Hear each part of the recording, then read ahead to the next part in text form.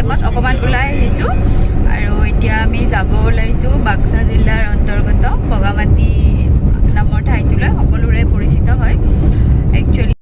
তো আপোনালোকে চাই থাকিব ভিডিঅ'ত যি মই দেখাম বাৰু, যিমানখিনি পাৰোঁ দেখাব ট্ৰাই কৰিম।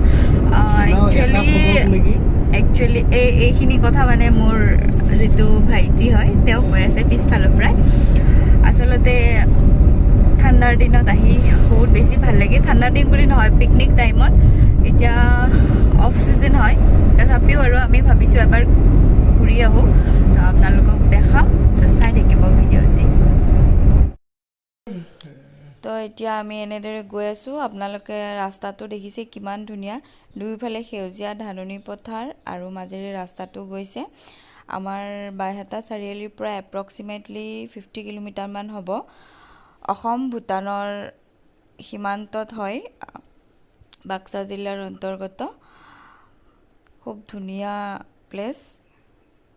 তো ৰাস্তাটো ইমান ধুনীয়া যে আপোনালোকক এবাৰ দেখাবলৈ ট্ৰাই কৰিলোঁ মই।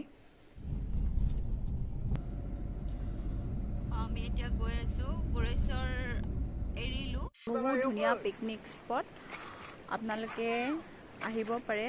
জানুৱাৰী ডিচেম্বৰ ইমানমানত বেষ্ট হয়, আহিব আপোনালোকে, এনজয় কৰিব, বহুত বেছি ভাল লাগিব। আৰু এতিয়া আন্ধাৰে হ'ল, মই আৰু সেইফালে যোৱা নাই, ভয় লাগে, পানী বহুত বেছি আৰু